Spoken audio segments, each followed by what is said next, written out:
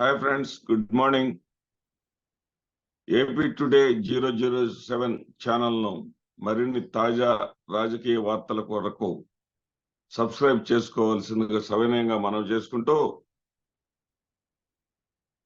షర్మిలమ్మ తెలంగాణలో వైఎస్ఆర్ తెలంగాణ పార్టీ పెట్టుకున్నారు. నేను ఇక్కడే పుట్టాను, తెలంగాణ కోడల్ని, ఇక్కడే పెరిగాను, ఇక్కడే నేను పనిచేస్తాను, ఇక్కడే నేను పేడో తేల్చేసుకుంటాను. కాంగ్రెస్ ఏముంది ఇక్కడ? అసలు ఇప్పుడున్నది కాంగ్రెసేనా? రాజశేఖర్ రెడ్డి గారిని దొంగను చేసినటువంటి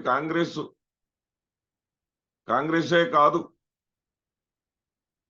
రాజశేఖర్ రెడ్డి గారి నిజమైనటువంటి భక్తులందరినీ కూడా, రాజశేఖర్ రెడ్డి గారి నిజమైన అభిమానులందరినీ కూడా ఒక త్రాటి మీదకు తీసుకొస్తాను. ఇక్కడ వైఎస్ఆర్టీపీ ప్రభుత్వాన్ని ఏర్పరుస్తాను. మరి కాంగ్రెస్ పార్టీ అధ్యక్షుడు ఎవరు? ఓటుకు నోటు దొంగ కాదా? తెలుగుదేశం పార్టీ నాయకుడు కాదా అని ప్రశ్నించిన ఆమె అక్కడ ఆశించిన ఫలితాలు రాకపోయేసరికి, ఏదైతే ఒకవేళ తెలివిగా అక్కడ పోటీ చేయకుండా తప్పుకున్నది, కానీ ఒకవేళ అక్కడ మొన్న జరిగినటువంటి ఎన్నికల్లో కానీ పోటీ చేసి ఉంటే నోటాతో పోటీ పడి ఉండేది. ఇవన్నీ కూడా గమనించి, తెలుసుకొని, గ్రహించి ఆ యొక్క పోటీ నుంచి తప్పుకొని కాంగ్రెస్ లో కలిపేసుకుంది. సరే, ఇక్కడ తప్పులేదు, కాంగ్రెస్ లో పార్టీ పెట్టుకోవటం తప్పులేదు, కాంగ్రెస్ పార్టీలో కలుపుకోవడం తప్పులేదు. మరి అవతల చిరంజీవి కూడా పార్టీని పెట్టాడు, ఎన్నికల క్షేత్రంలో దిగాడు, పోటీ చేశాడు. మొత్తం ఉమ్మడి ఆంధ్రప్రదేశ్ రాష్ట్ర వ్యాప్తంగా 18% ఓట్లను తెచ్చుకున్నాడు, 18 సీట్లను తెచ్చుకున్నాడు. ఆ తర్వాత కాంగ్రెస్ పార్టీలో విలీనం చేశాడు, ఏదో మంత్రి అయ్యాడు. ఆ మంత్రి పదవి అనుభవించిన తర్వాత ఈ రోజున నో పాలిటిక్స్ అంటూ ఆయన పని ఏదో ఆయన చేసుకుపోతా ఉన్నాడు. మరి నీ పరిస్థితి అలా కాదే. నీ పరిస్థితి ఎలా ఉందంటే, నువ్వు ఎన్నికల్లో నిలబడింది లేదు.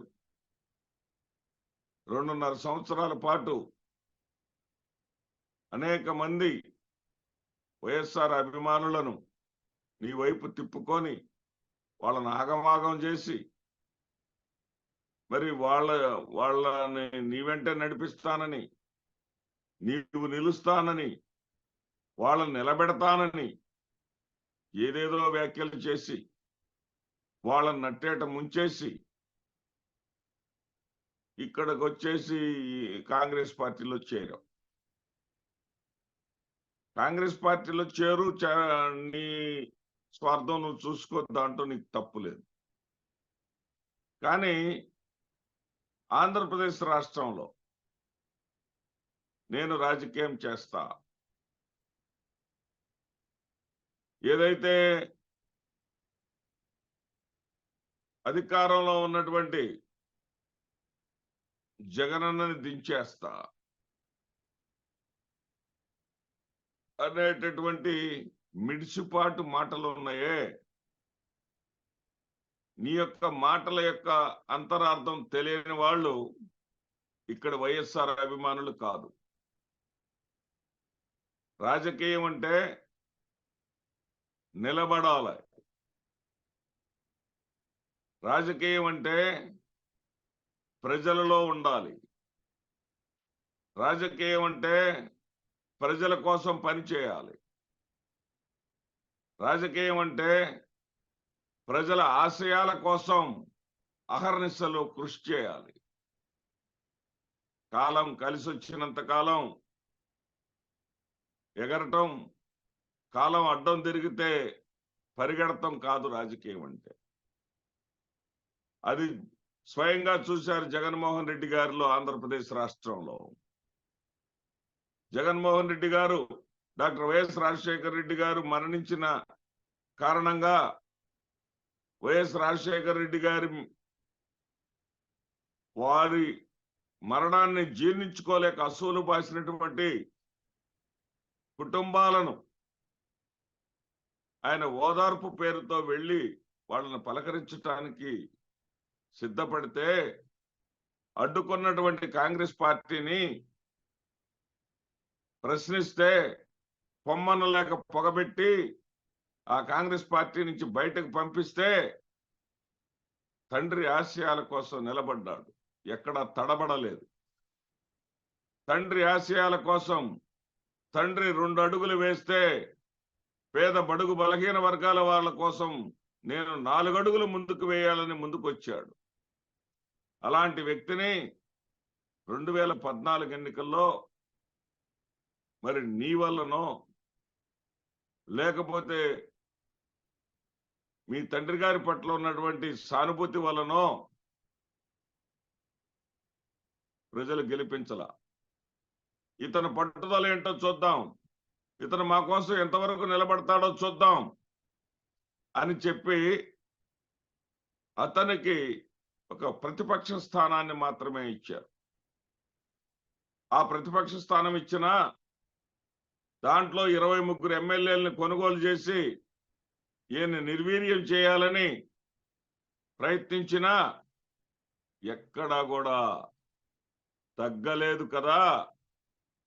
నేను ప్రజల వెంటే ఉంటాను, నేను ప్రజల్ని నమ్ముకున్నాను, ప్రజలతోనే నేను,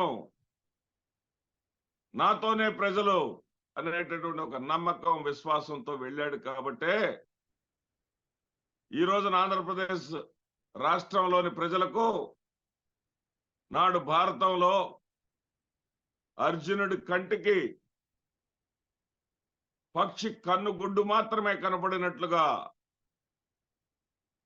జగన్మోహన్ రెడ్డి లక్ష్యమైనటువంటి వైనాట్ 175 మాత్రమే ఆంధ్రప్రదేశ్ రాష్ట్ర ప్రజల ఓటర్ల మధ్యలో ఉన్నది, లక్ష్యంగా కనిపిస్తుంది. ఇప్పుడు మీరెవరో వచ్చి ఎక్కడ ఏదో చేయగలిగేది ఏమీ లేదు అన్న సంగతి నీకు కాలమే తెలిసి వస్తుంది. తెలంగాణ అయిపోయింది, ఆంధ్రప్రదేశ్ వస్తానంటున్నావు, రేపు ఆంధ్రప్రదేశ్ అయిపోతుంది, కర్ణాటకో ఉత్తరప్రదేశో లేకపోతే ఏ తమిళనాడుకో వెళ్లాల్సిన పరిస్థితి నీకు వస్తుంది. ఎందుకు వస్తుందంటే అని చెప్తున్నానంటే, నీ వెనకాల ఇది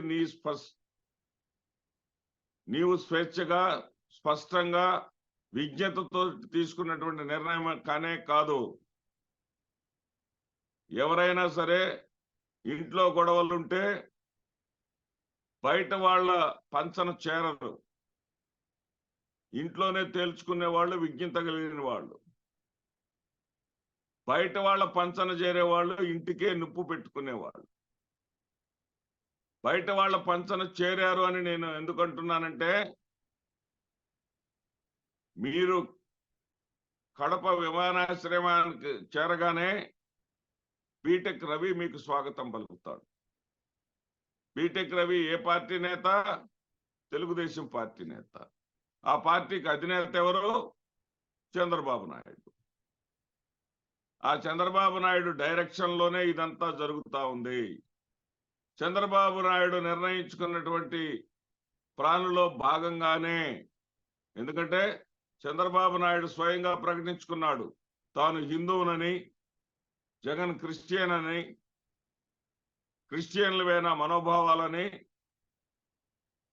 హిందువులకు మనోభావాలు లేవా, ముస్లింలకు మనోభావాలు లేవా అంటూ మత చిచ్చు పెట్టాలని ప్రయత్నం చేసిన సంగతి ప్రజలందరికీ తెలుసు. ఈ రోజున నువ్వు రాహుల్ గాంధీ చేత, మల్లికార్జున ఖర్గే చేత కండువా కప్పించుకున్న వెంటనే నీవు మాట్లాడిన మాట కూడా మణిపూర్ క్రైస్తవుల గురించంట. ఎప్పుడు జరిగిందమ్మా మణిపూర్ క్రైస్తవులది? ఎప్పుడు జరిగింది మణిపూర్ క్రైస్తవుల మీద అరాచకాలు ఎప్పుడు జరిగినాయి? ఎంత కాలం తర్వాత దాని మీద స్పందిస్తా ఉన్నావు? అంటే నీవు ఏదైతే క్రైస్తవుల ఓట్లన్నీ కూడా జగన్మోహన్ రెడ్డి గారికి గంపగొత్తగా పడుతున్నాయో ఆ క్రైస్తవుల ఓట్లని చీల్చి పరోక్షంగా చంద్రబాబు నాయుడికి మేలు చేయాలని మాత్రమే వస్తున్నామన్న సంగతి తెలియని అమాయకులు ఎవరూ లేరు. ఎందుకంటే క్రిస్టియన్ క్రిస్టమస్ సందర్భంగా గిఫ్ట్ పంపిస్తూ లోకేష్ గారికి నీవు చేసినటువంటి ట్వీట్ లో 2024లో మీకు మంచి జరుగుతుందని చెప్పేశావు. మంచి జరుగుతుందంటే నీ మీద నీకున్నటువంటి అతి విశ్వాసం అనాలి దాన్ని. తెలంగాణలో కనీసం ఎన్నికల్లో పోటీ చేయలేకపోయిన నీవు ఇక్కడ వచ్చేసి ఒక 2-3 నెలల్లో అది కూడా నీ కొడుకు పెళ్లి పెట్టుకున్నావు. నీ కొడుకు పెళ్లికి కనీసం ఒక 4 రోజులైనా సరే నువ్వు కేటాయించాల్సినటువంటి పరిస్థితి. ఇంకొక మిగిలిన ఆ 4 రోజుల్లో ఏమి ఎరగబడుద్దామనో ఏమి చేస్తావనో. అసలు నీ వెంట క్రైస్తవులు ఎందుకు వస్తారు? క్రైస్తవులు నీ వెంట వస్తారని నువ్వు ఎంత అత్యాశ పడుతున్నావు అనే దానికి ఒక చిన్న ఉదాహరణ చెప్తా. ఈ ఆంధ్ర క్రైస్తవ కళాశాలలో ఏసీ కాలేజీ గుంటూరులో నీవక్కడ చేరిపోయావని, నీవక్కడి ఏదో సాధించబోతున్నావని, మరి క్రైస్తవుల ఓట్లన్నీ కూడా కాంగ్రెస్ పార్టీకి వేయించబోతున్నావని క్రైస్తవ సమాజం కోసం ఒక మీటింగ్ ని పెట్టాడు జేడి శీలం, మీ కాంగ్రెస్ పార్టీ మాజీ ఎంపీ, మాజీ రాజ్యసభ సభ్యుడు జేడి శీలం. ఒక 1000 మందికి ఆహ్వానాలు పంపించి భారీగా ఏర్పాట్లు చేసి ఒక మీటింగ్ హాల్ పెట్టి ఆ మీటింగ్ హాల్లో పెడితే దానికి ఎంతమంది వచ్చారో తెలుసా షర్మిలమ్మ? ఒక 32 మంది వచ్చారు 1000 మందికి ఏర్పాట్లు చేస్తే. అది ఇక్కడ ఉన్నటువంటి వాస్తవ పరిస్థితి. జగన్మోహన్ రెడ్డి గారి మీద క్రిస్టియన్ ముద్ర వేసి జగన్మోహన్ రెడ్డి గారు మరి హిందువులకు వ్యతిరేకంగా పరిపాలన చేస్తున్నాడని చెప్పేసి తిరుమలలో లేని చర్చిని మరి సోషల్ మీడియాలో చూపించి విగ్రహాలను ధ్వంసం చేశాడని, దేవాలయాలను ధ్వంసం చేశాడని, ధ్వంసం చేసి వాళ్లే చేసి జగన్మోహన్ రెడ్డి గారి ప్రభుత్వాన్ని అప్రతిష్ట పాలు చేయాలని ప్రయత్నం చేసినా కానీ విజ్ఞతతో ఉన్నటువంటి ప్రజలు ఇలాంటి చౌకబారు కుట్రలన్నింటినీ కూడా త్రిప్పి కొట్టారు. నీవేమన్నావు? కాంగ్రెస్ పార్టీలో నువ్వు చేరిన సందర్భంలో మరి పైన ఉన్నటువంటి వైఎస్ రాజశేఖర రెడ్డి గారి ఆత్మ శాంతిస్తుందని చెప్పావు. ఆత్మ శాంతించదు, ఘోషిస్తుంది. ఎందుకంటే నీ నోటితోటే అన్నావు, వైఎస్ రాజశేఖర రెడ్డిని దొంగ అని చెప్పేసి ఎఫ్ఐఆర్ లో పెట్టిన ఈ కాంగ్రెస్ పార్టీ అని విమర్శించింది నువ్వే. ఏ రకంగా కాంగ్రెస్ పార్టీలో నువ్వు చేరితే వైఎస్ రాజశేఖర రెడ్డి గారు సంతోషిస్తారమ్మా? అంటే ప్రజలు ఏమన్నా అమాయకుల్లాగా కనపడుతున్నారా? ఇక్కడ చంద్రబాబు నాయుడు గారు భారతీయ జనతా పార్టీతో కలిసి వెళ్ళాలని, మరి భారతీయ జనతా పార్టీలో భాగస్వామిగా ఉన్నటువంటి పవన్ కళ్యాణ్ గారిని లాగేసుకొని భారతీయ జనతా పార్టీ మీద బ్లాక్ మెయిల్ రాజకీయం చేస్తా ఉన్నాడు. మరి మీ నాయకుడైనటువంటి, మీలో భాగస్వామి అయినటువంటి పవన్ కళ్యాణే నాతో ఉంటున్నాడు, మీరు నాతో వస్తారా చస్తారా అనేది ఒక ప్లాన్ అయితే, రెండో ప్లాన్ ఏంటంటే నీ వెనకాల తను ఉన్నాడు అనటానికి బీటెక్ రవి, మీ అనిల్ కలిసి ఫోటోలని రిలీజ్ చేయటమే కాకుండా మీ వెనకాల వాళ్ళు ఉన్నారనేటటువంటి అనేక రకాలైనటువంటి ఆధారాలు ఉన్నాయి. మీ ట్వీట్స్ కావచ్చు, మీ ప్రవర్తన కావచ్చు. మీకే ఏమాత్రం కొంచెమైనా సిగ్గు శరంగాని ఉంటే మరి తెలుగుదేశం పార్టీ అధికారంలో ఉండగా నందమూరి బాలకృష్ణ భవనం నుంచి నీ మీద ఎంత దుర్మార్గంగా, ఎంత నీచంగా నీ యొక్క వ్యక్తిత్వ ఖననం చేస్తూ, నిన్ను వ్యక్తిత్వంగా హననం చేస్తూ నీ మీద పెట్టినటువంటి పోస్టులు, నిన్ను ప్రజల్లో పలచన చేయాలని చేసినటువంటి నీచమైనటువంటి ప్రయత్నాలు కూడా నీవు మరచిపోయి, కనీసం ఇంగిత జ్ఞానం కూడా లేకుండా నీవు ఏదో కాంగ్రెస్ పేరుతోటి క్రైస్తవ ఓట్లనని జగన్మోహన్ రెడ్డి గారికి వెళ్లకుండా ఆపగలిగితే చంద్రబాబు నాయుడు గెలుస్తాడులే అనుకుంటే ఇంతకన్నా భ్రమ, ఇంతకన్నా అమాయకత్వం, ఇంతకన్నా పిచ్చితనం మరొకటి ఉండదు. ఇప్పుడు ప్రస్తుతానికి నిన్ను మురుసుపల్లి షర్మిల అని మాత్రమే పిలుస్తున్నారు. ముందు ముందు జగన్మోహన్ రెడ్డి గారికి వ్యతిరేకంగా ఈ రాష్ట్రంలో ప్రవేశించి ఏదైనా సరే నోరు తెరిచి కారు కూతలు మాట్లాడావు అంటే నీకు ఏ విధమైనటువంటి పరాభవాలు ఎదురవుతాయో నీకే అర్థమవుతుంది. ఇదంతా కూడా జగన్మోహన్ రెడ్డి గారికి అడ్వాంటేజ్ గా మారిద్దే తప్ప మీ లక్ష్యం నెరవేరదు, మీరు అనుకున్నదేమీ జరగదు. ఆంధ్రప్రదేశ్ ప్రజలు, ముఖ్యంగా వైఎస్ఆర్ అభిమానులు వైఎస్ఆర్ తో రక్త సంబంధికులుగా మారారు. నీకన్నా నీకు రక్త సంబంధం ఉండి నీవు చిచ్చు పెట్టాలని చూస్తున్నావు. ఏ బంధం లేకపోయినా వైఎస్ఆర్ ఆంధ్రప్రదేశ్ రాష్ట్ర ప్రజల యోగక్షేమాల కోసం ఏ విధంగా పరితపించాడో ఆ విధమైనటువంటి వారసత్వాన్ని జగన్మోహన్ రెడ్డి గారికి ఆయన వారసత్వాన్ని ఇచ్చేసి ఉన్నారు. నీవు ఎంత వచ్చి ఇక్కడ గింజుకున్నా, ఏ ప్రయత్నాలు చేసినా నువ్వు సాధించేది శూన్యం షర్మిలమ్మ. అది గుర్తుపెట్టుకో. జగన్మోహన్ రెడ్డి గారిని ఒక నాయకుడిగా గుర్తించి అతని వల్ల మేలు జరిగిద్దనేది ఆశించి అతనిని 151 స్థానాలు ఇచ్చి ముఖ్యమంత్రిగా చేసినటువంటి ఈ ప్రజలు ఆ ప్రయోజనాలను ఆస్వాదిస్తూ ఉన్నటువంటి తరుణంలో ఆయనను కాదనుకొని మీకేదో చేస్తారు, మీకేదో ఓట్లేస్తారు అని చెప్పేసి అనుకుంటే అంతకన్నా భ్రమలు మరొకటి లేవు. పేద ప్రజల ఆశాదీపంగా మారాడు జగన్మోహన్ రెడ్డి గారు.